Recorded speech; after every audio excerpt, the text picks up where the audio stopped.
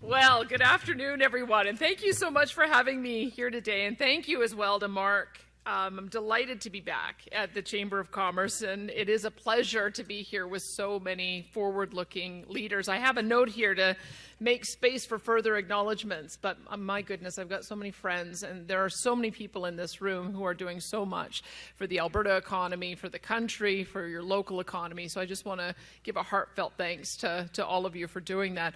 Maybe I will thank the board of directors of the Calgary Chamber of Commerce, because I applied for the job that you ultimately chose Deb Yedlin for.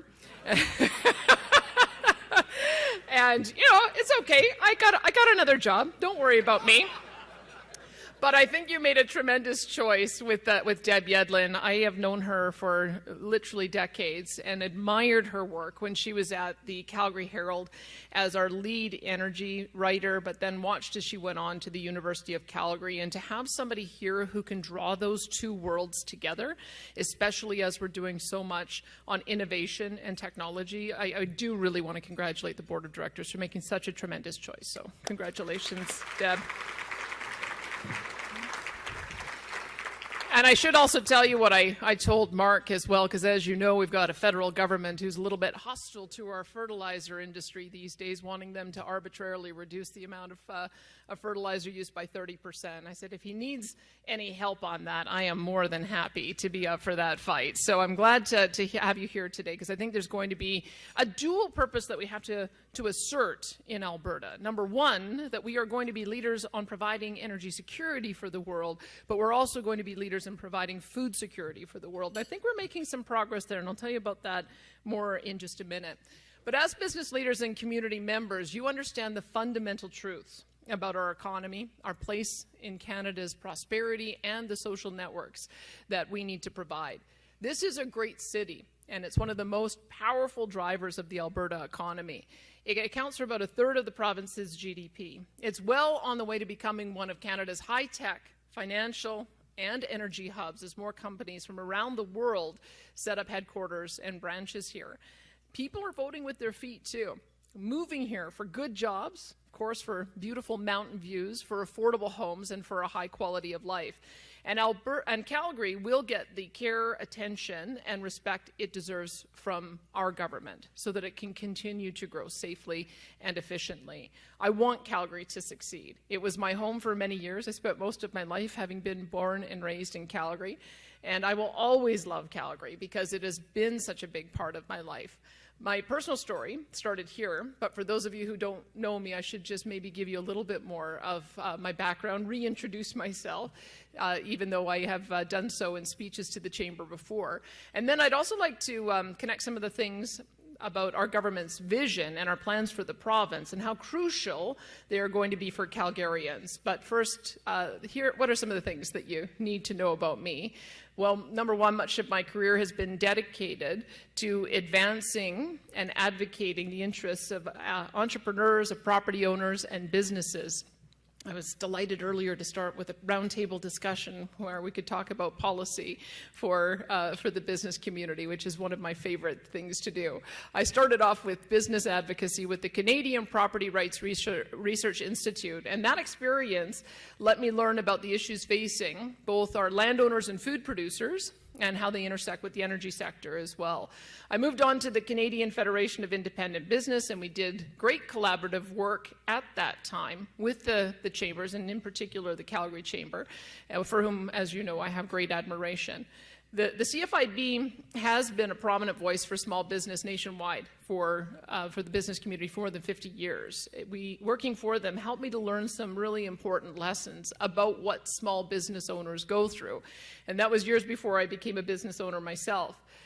Somehow learning about that incredible grind that small businesses go through. I'm not sure why it didn't dissuade me and plunge me into a state of fear, but I have learned a lot along the way in owning a business over the last few years. I also spent a bit of time at the Alberta Enterprise Group advocating for better public policies on behalf of job creators of every size. And before getting back into politics, my husband and I opened a little restaurant in High River, which I have been told, it's been independently validated, that we make the very best Eggs Benedict in Alberta. So I encourage you to show some support for my husband and give that a try. All that is to say that this is my way of helping entrepreneurs and building a pro-job creation environment. It matters to me. It's been a focus of my career before I put my name on the ballot, and it remains central to my agenda now that I'm Premier. And I do think that the chambers across the entire province do a tremendous job of representing their members. Anytime I talk to a business community, I say, do join your local chamber, because when your voice is strong, it allows you to develop good policy, which then allows us to have confidence when we're taking your policy ideas and implementing them. You really punch above your weight. You have your fingers on the pulse of everything that happens in Calgary's business community. And I really do consider you not just a policy think tank, and it's not just for city issues. We have seen that you've done great work on the provincial issue, certainly nationally as well. And I think with the importance of Calgary and our business community internationally, increasingly also. So I will look to you as a source of advice as I go through this new role to ensure that Alberta continues to stay strong and continues to grow. And I'll be looking to a number of our other partners to secure the best possible future for Alberta. And those partners will certainly include our municipal governments. I want to ensure that we can reset the relationship between our government and our municipal leaders, because we are all serving the same people, and we are all dealing with the same concerns and the same challenges. And that is why I appointed Rebecca Schultz, who is our MLA for Calgary Shaw, as Minister of Municipal Affairs, to improve that relationship of mutual respect and cooperation to better serve Albertans.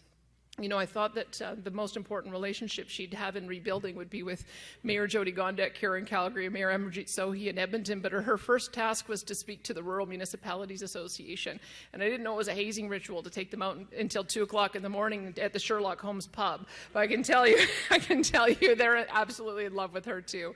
And so now we've got, I think, a terrific representative, not only for the big city issues, mid-sized cities, but also for our rural municipalities. So I'm looking forward to having her in that role. And the fact is this, we're going to be facing some headwinds. We all know it. We all feel it. Some of these headwinds are global, like the impact of the Russian invasion of Ukraine, supply chain disruptions, or a global increase in interest rates. And some of them are national, like a federal government that lets spending and debt and inflation run out of control, or that pursues policies that target Canada's and Alberta's energy sector with punishing sanctions and regulations. And that's why I asked Minister of Environment and Protected Areas Sonia Savage, who's also the MLA for Calgary Riding, the MLA for Calgary Northwest, to lead an Alberta delegation to the COP27 conference in Egypt to ensure that people over there understand the steps that we are taking to develop our industry in an environmentally sustainable and responsible manner. Now, I don't know if you saw the story in The Sun about what Stephen Guilbeault had to say today. He said he was not going to sign on to the final communique to phase out our oil and natural gas because he says, and this was quoted in the story, the federal government does not have jurisdiction over natural resources.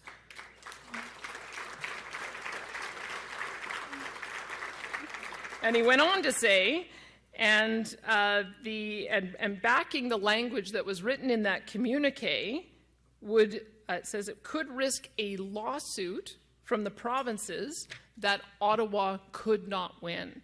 So you see that this is what happens when you push back on Ottawa and you make them realize that we have a cooperative federalism. They cannot just unilaterally do whatever they want to do. And as part of the reason, and I'll talk about that in a minute, about why we're going to take a whole different approach. We want Albertans to have control over our own destinies. And while I wish that the global situation was more secure and stable, and while I wish that the dreaded R word wasn't hanging over everyone's head, and while I wish Albertans had a better partner in Ottawa, the fact is we can't always rely on any of those things. And I didn't get back into politics to make wishes. I got back into politics to fix some things. I got back into politics to make things better. Now, when it comes to fixing things, when it comes to making things better, there are no shortcuts, as you know. There's no real mystery and there's no real magic. The formula is quite simple. It requires a good team and it requires a good plan. And last month, I was pleased to announce my team, Alberta's team, to tackle this new challenge, with a talented and experienced cabinet that is ready to take on this challenge. At the core of our economic teams are ministers like Travis Taves, who will continue to serve as the Minister of Finance, and he is working on a midterm update to our budget, but he will deliver the budget in February as well. And Pete Guthrie, who many of you have met, especially those of you who recently attended the CAP board meeting. He is our new Minister of Energy, and he's going to be working on supporting the development of hydrogen, helium, lithium, LNG, geothermal, and mineral development to increase jobs and increase investment and work with industry to develop a pathway for the implementation of carbon technology to support carbon neutrality by 2050. And I just want to thank the Pathways Group for taking such a lead on that, and I think it's making a big difference internationally in how the world looks at us. I'm looking at a room full of people who've been successful in business, and I'm pretty sure it's a room full of people who would agree with me when I say a key to success is finding good people and then to empower them to do the jobs you hire them to do. And that's certainly the approach that I'm going to take with our cabinet. I don't want ministers who sit around waiting to be micromanaged by the Premier's office. I'm setting big goals for my team, and now I'm asking them to take the ball and to run with it. But they are right to expect direction. And that brings me to the second part of the winning formula. You need to have a good plan. And on this, my cards are on the table. I want all of you and everyone in Alberta to know what that plan is going to be. Over the last week, in 4 different batches, I was pleased to publicly release the mandate letters that will form the foundation of our government's agenda through to the next election, and I am confident well beyond that. This is where our laser focus is going to be. Those mandate letters spell it out in black and white. Our plan is going to be focused on 4 key core pillars, and I must say we had a really productive caucus meeting within weeks of my getting elected as leader. And these priorities came from my caucus, so I want you to know that they're centered around these 4 areas. The first is taking immediate action to help Albertans with the inflation and affordability crisis. Second is to focus on job creation, diversification, and strengthening Alberta's economy. I'll have more to say about that. Third is taking immediate steps to address the challenges that risk overwhelming our healthcare system. I'm happy to talk about that in the Q&A if you like. And fourth, to proactively take steps to protect Albertans from unconstitutional overreach. So today I'll just focus on some of the economic items in the agenda. Our government, as I mentioned, is laser focused on creating jobs and diversifying the economy, so our province continues to lead the country in growth even as the global economy faces uncertainty. Our economy has real momentum. More and more job creators are recognizing the benefits of doing business in Alberta. And we have made real progress in diversifying our economy, but we want to see even more. We want to ensure we have lower taxes for our producers and innovators to grow local industries and to attract businesses from the best talent from the rest of Canada and from around the world. We want to create prosperity for all Albertans, and we want to send a message to markets and investors around the world that Alberta is open for business. And we're already transmitting that signal because Alberta's economy is getting stronger every day. Venture capital is pouring in. Consider, Alberta saw 56 deals worth $481 million in venture capital investment in the first 6 months of this year. So we are on pace to beat last year's record amount of $561 million. Unemployment is at 5.2%, 2.6% lower than October of last year. And our province has recovered all of the jobs that were lost during the pandemic. In fact, employment is now 4.7% above where it was in February of 2020. Now, I am paying attention to the warnings that we hear from some economists about stormy skies ahead. And the road will continue to get harder, so we must work harder to stand out from the crowd. We are going to continue to strengthen our labour market through skills development and active talent recruitment from other parts of Canada and from around the world. I heard from the early round table that TELUS in particular likes our Alberta is Calling campaign. Go figure, I wonder why. But I can tell you it's causing a little bit of tension with the other premiers. They've all raised it with me in the calls that I've had with them. So that says to me that it's working.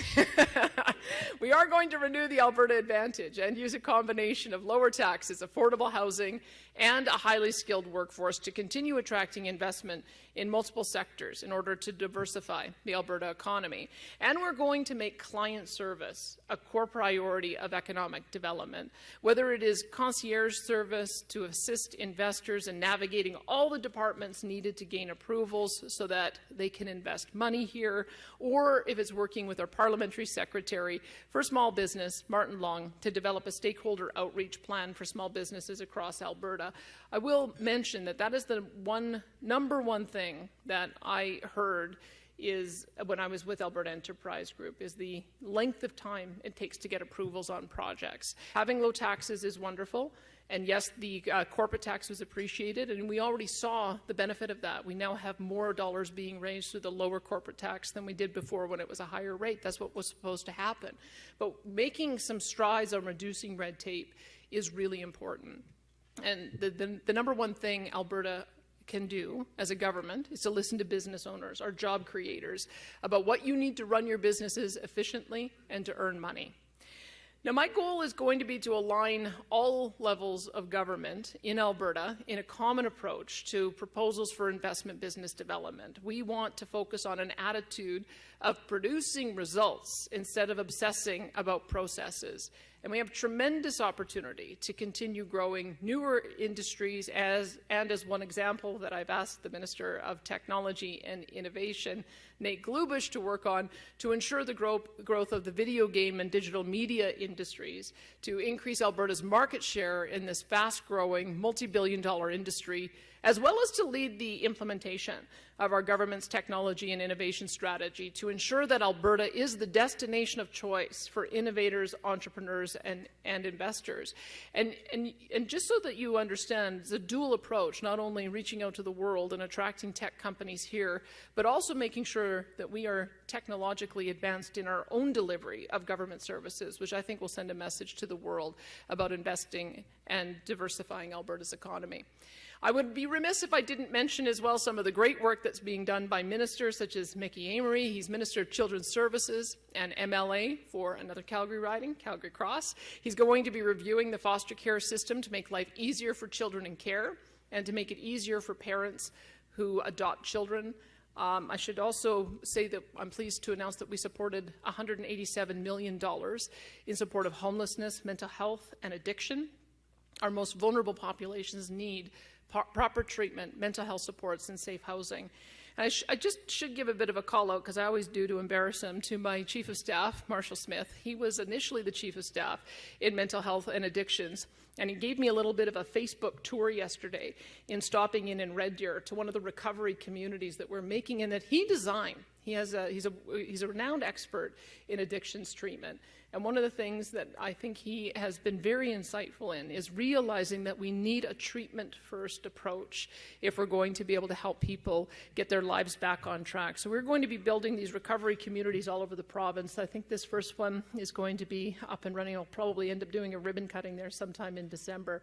But do know that this is going to be absolutely key, because I've heard from the business communities in both Calgary and Edmonton that if we don't have a safe environment downtown for when you're bringing workers into your downtown, that's going to impact business attraction.